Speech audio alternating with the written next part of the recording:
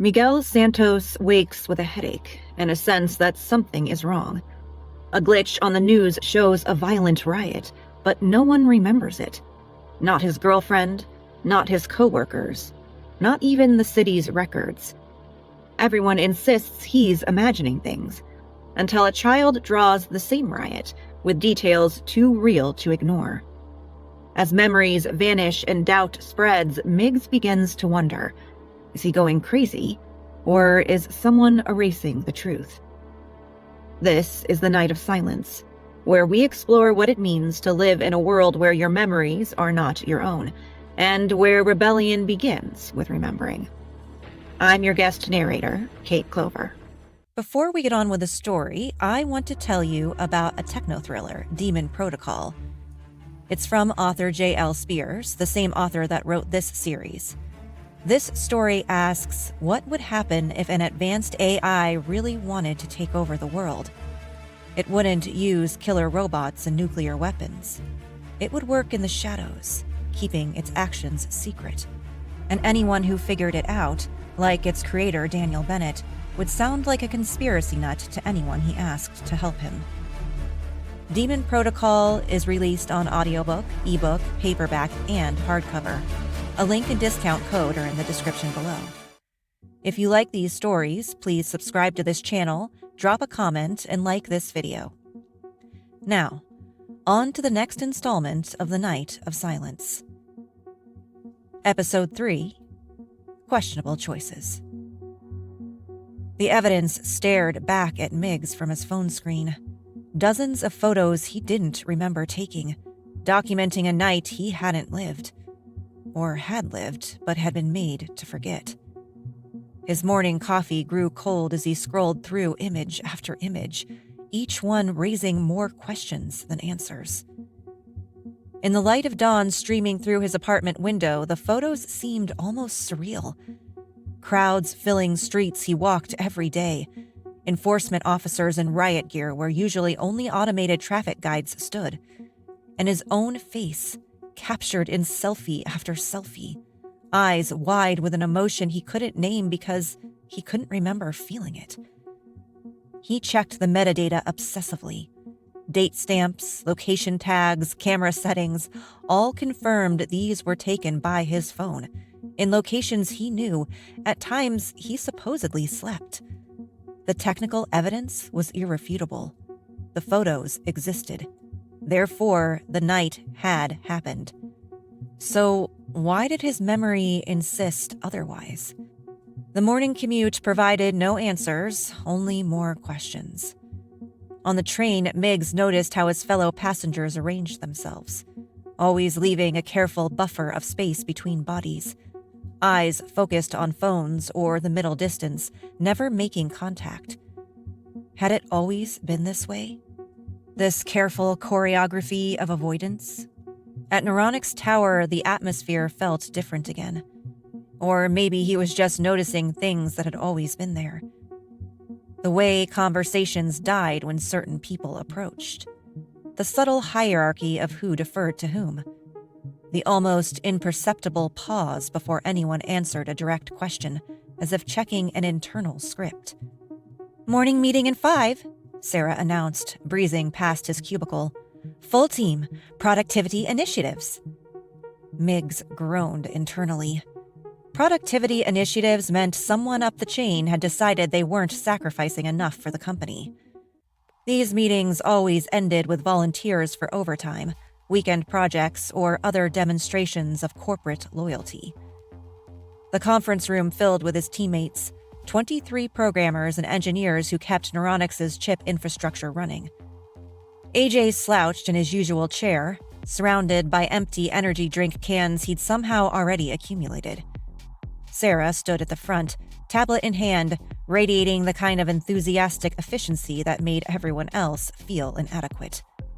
"Good morning, everyone. I hope you're all feeling optimal today." Sarah's smile could have powered a small city. "As you know, our department's productivity metrics have been exceptional, but exceptional isn't perfect, is it?" A murmur of agreement rippled through the room.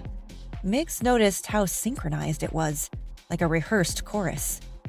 The executive team has identified an opportunity for us to really shine, Sarah continued. The new chip firmware update needs extensive testing. We're looking for volunteers to handle the overnight validation cycles. It's a 16-hour shift, but think of the impact. Think of the contribution to society. Hands shot up immediately. 5, 10, 15 volunteers. Their faces showed genuine enthusiasm, eyes bright with the prospect of sacrificing their nights for the company. Wonderful! Sarah beamed. But we need just a few more. Anyone else want to be part of something special? More hands. Migs kept his firmly on the table. Beside him, Jennifer Wu raised hers so eagerly she nearly knocked over her coffee. Jen, Migs whispered, didn't you just have a baby? She turned to him, smile unwavering. 3 weeks ago, but Neuronics needs me. The baby will understand when she's older. Contributing to progress is the greatest gift I can give her. The words sounded rehearsed. Natural, but not natural. Like someone playing themselves in a movie. Migs? Sarah's voice cut through his thoughts. We haven't seen your hand yet. 22 faces turned toward him. All smiling, all expectant. The pressure was almost physical, like depth charges going off in his chest. I have commitments this week, he said carefully. Commitments more important than our shared success? Sarah's tone remained light, but something flickered behind her eyes. More important than optimizing the very technology that makes our lives possible? Personal commitments. Ah. The single syllable carried volumes. Sarah made a note on her tablet. Well, we all can't be team players. Moving on. The rest of the meeting blurred past. New efficiency protocols, reminders about proper chip maintenance, statistics showing how their department's sacrifices had improved quarterly projections. Migs tuned it out, focusing instead on the body language of his colleagues. They leaned forward when Sarah spoke, nodded at precise intervals, smiled in unison at her jokes. It wasn't quite synchronized, wasn't quite robotic, but it wasn't quite human either. It was performance. But who was directing? After the meeting, AJ cornered him by the coffee machine. Dude, what was that about? What was what about? Not volunteering. You always volunteer. AJ dumped sugar into his coffee with abandon. Sarah's gonna remember that. Wei's gonna hear about it. Not smart. Since when is having a life outside work not smart? AJ paused mid-stir. For a moment, his face went through the same sequence Migs had seen before. Confusion, fear, then aggressive normalcy. Life outside work. What's that? He laughed too loud. Productivity is prosperity, right? The company takes care of us, we take care of the company. Circle of life. AJ, do you ever wonder if... Nope. AJ cut him off. I don't wonder. Wondering is inefficient. I code, I contribute, I go home happy. Simple. He walked away before Migs could respond, shoulders tense despite his casual words. The day dragged on. Migs tried to focus on debugging authentication protocols, but his mind kept drifting to the photos, to Kai's drawings, to Wei's offer of a simple fix. Every time he thought he'd grasped something solid about his reality, it shifted like sand. By evening, he needed air. Needed to be away from the tower's recycled atmosphere and carefully modulated lighting. He messaged Bella. Dinner? Somewhere different tonight. Her reply came quickly. Perfect. I found this new place. Amazing reviews. I'll send the address. The restaurant turned out to be another iteration of the city's standard dining experience. Sleek surfaces, ambient lighting, menu items that balanced nutrition with just enough flavor to feel indulgent. But Bella's presence made it bearable. She looked radiant in a simple black dress, her work stress seemingly evaporated. You look happy, Migs observed. Scheduled for extra shifts all week, She practically glowed. The medical director says if I keep this up, I could make chief of surgery by 35. Isn't that amazing? That's a lot of extra work. Work? Bella laughed. It doesn't feel like work when you love what you do, when you know you're making a difference. She reached across the table, taking his hand. You should see the surgeries we're doing now. The chip integration procedures have become so refined. We're literally helping people become their best selves. By putting chips in their heads. By enhancing their natural capabilities. Her grip tightened slightly. Migs, what is going on with you? You've been so negative lately. Have I? Or am I just asking questions? Questions that sound like doubts. Doubts about the system that's given us everything. She pulled her hand back. My supervisor mentioned you haven't scheduled your annual chip optimization. It was due 3 months ago. I've been busy. Too busy for basic maintenance? Too busy to take care of yourself? Bella's concern seemed genuine, but underneath it was something else. Fear? Frustration? The optimization takes an hour. Improves processing efficiency by up to 12%. Why would you delay that? Migs didn't have a good answer. The truth? That something deep in his gut recoiled at the thought of anyone touching his chip would only worry her more. I'll schedule it, he lied. Promise? Promise. They ate in relative silence for a while, the restaurant's soft music filling the gaps. Other diners conversed in modulated tones, their laughter timed and appropriate. Everything in perfect harmony. Want to walk? Bella suggested after they'd finished. It's a nice night. They strolled through the shopping district, window displays glowing with promises of happiness through consumption. Buy this, wear that, upgrade everything. The city never slept, but it dreamed in advertisements. Oh! Bella stopped suddenly. Look at that! She was pointing at a mural painted on the side of a building. It hadn't been there that morning. Migs was sure because he passed this corner every day.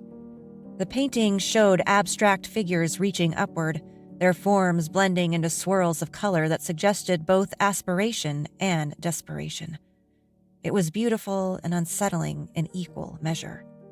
It's incredible, Bella breathed. Look how the colors seem to move. She was right.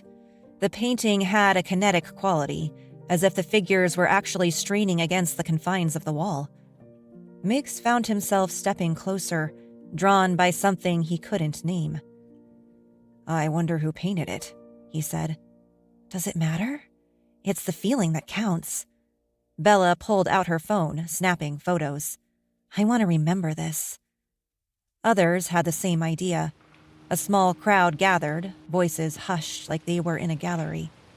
People took pictures, discussed technique, shared interpretations. For a few minutes, the careful choreography of city life broke down into something more spontaneous. Then the enforcement officers arrived. They didn't use sirens or make dramatic gestures. They simply appeared, moving through the crowd with practiced efficiency. Please disperse, one announced through a small amplifier. This area is temporarily restricted. But we're just looking at art, someone protested. The art will be evaluated for compliance. Please disperse. The crowd melted away with minimal fuss. Migs and Bella lingered longer than most, watching as the officers documented the mural with handheld scanners. Evaluated for compliance? Migs muttered. Since Windows Art need to comply. Probably checking for subliminal messaging, Bella said. You know how some artists try to embed subversive ideas. The screening is for our protection. Protection from what? Color theory? She frowned at his tone. From manipulation. From ideas that could disrupt social harmony. Not all art is benign, Migs. They walked on, but Migs couldn't shake the image of those reaching figures. What were they reaching for? What did they want that the wall couldn't give them? I should head home, Bella said as they circled back toward the train station. Early surgery tomorrow. Want to be at my best? Of course. She kissed him goodbye, a brief press of lips that felt more like punctuation than passion. Think about what I said about the optimization. It would really help. After she left, Migs couldn't bring himself to go home. Instead, he wandered the streets, noticing things he'd walked past 1,000 times. Security cameras at every intersection, mood lighting that shifted subtly to encourage movement in certain directions, speakers that played background music just below conscious perception. Had it always been this way? This carefully managed? He found himself back at the mural. The enforcement officers were gone, but their presence lingered in the form of bright portable lights and yellow tape marking a perimeter. Behind the tape, workers were already setting up equipment. By morning, the wall would be white again. Migs took out his phone, photographing every detail. The reaching figures, the swirling colors, the artist's signature in the corner, a stylized eye with a tear. Beautiful, isn't it? He spun around. A woman stood behind him, hood pulled up despite the warm evening. She was maybe 40, with the kind of face that suggested she'd seen too much, too young. Yes, Migs agreed. Shame they're going to paint over it. They always do, but that doesn't stop me from making new ones. The artist. Migs felt his pulse quicken. You painted this. Among others, you've probably seen my work around the city, never for long, but long enough. She moved closer, studying him with an intensity that made him uncomfortable. You're different. You actually see it. Everyone saw it. There was a crowd. They saw paint on a wall. You saw what it really meant. She smiled sadly. That's rare these days. Rarer all the time. What does it mean? What do you think it means? Migs looked again at the reaching figures. They want something they can't have, or can't remember wanting. Close enough. The woman pulled out a small tube of paint, adding a detail to the corner, a tiny figure standing apart from the others, arms at its sides. That's you. Me? The one who sees but doesn't reach. Not yet. She capped the paint, slipping it back into her pocket. Your chip is failing, isn't it? That's why you can see. Migs stepped back. How did you... Because mine failed too. 3 years ago. Burned out during a routine optimization. She touched her hood and he caught a glimpse of scar tissue where a chip should be. They said they could replace it, but I'd already started remembering things. Didn't want to forget again. Remembering what? Everything they don't want us to think about? Questions like why we work ourselves to death for companies that see us as resources? Why we're so happy to sacrifice our lives for productivity metrics? Why we can't remember what we wanted before the chips told us what to want? A security drone hummed overhead, searchlights sweeping the street. The woman tensed, but didn't run. You should go, she said. They'll be here soon to finish the job. But first, a gift. She pressed something into his hand, a small card with an address written in pencil.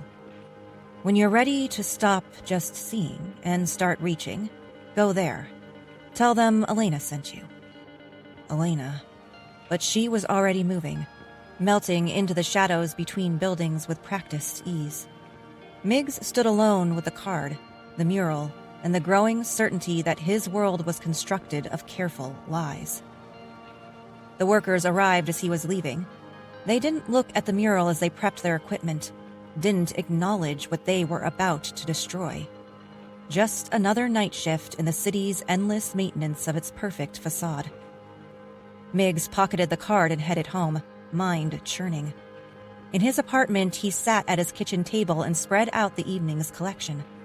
Photos of the mural, the card with its cryptic address, Kai's drawing from yesterday, the riot images on his phone. Physical evidence of a reality that kept trying to break through. He thought about Bella's enthusiasm for extra shifts, Jennifer Wu volunteering for overnight work 3 weeks after giving birth. AJ's aggressive normalcy. His colleagues' synchronized volunteering. Everyone so eager to sacrifice, so happy to contribute. What if that happiness was the lie? What if the chip didn't enhance their decision-making but replaced it? Not with commands or compulsion, but with rewards. A little hint of satisfaction every time you chose work over life. A small burst of contentment when you volunteered for overtime. Pavlovian conditioning so subtle you thought the choices were your own. Migs touched the burn mark behind his ear. Still tender, still warm. His chip was dying, taking with it whatever had made him compliant, whatever had made those choices feel natural. Without it, he could see the strings. But seeing and cutting were different things. There would undoubtedly be consequences for malfunction, consequences for remembering what you were supposed to forget. He looked at the photos of the riot again, his terrified face in the crowd. Had he been terrified of the violence or of the truth it represented? Had those people broken free, however briefly, from their conditioning? Is that why the memory had to be erased? Outside his window, the city hummed with its usual nighttime rhythms. Trains running on time, drones maintaining order. 6 million people sleeping soundly, secure in choices they didn't know weren't theirs. Migs touched Elena's card. An address, an invitation. A choice that was actually a choice. Tomorrow, he would have to face Sarah's disapproval and Way's scrutiny. He would have to pretend his chip wasn't failing, that he still believed in productivity as prosperity. He would have to smile and nod and perform normalcy while his world unraveled. But tonight, he had evidence. He had questions. He had the beginning of understanding.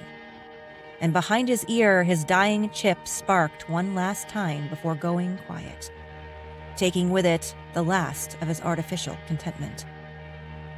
In the silence that followed, Migs heard something he'd forgotten existed. His own thoughts, unfiltered and unoptimized, messy and uncertain and absolutely real. It was terrifying. It was beautiful. It was his. What did you think of this episode? And drop a comment down below. I'm your guest narrator, Kate Clover, and you're watching episode 3 of The Night of Silence on Code and Consciousness. In our next episode, when the system offers comfort, it rarely comes without cost. A quiet visit becomes a turning point, one that forces a question no one dares to ask. What if the cure is the problem? Don't forget to like this video and hit subscribe to get alerts when the next video is available.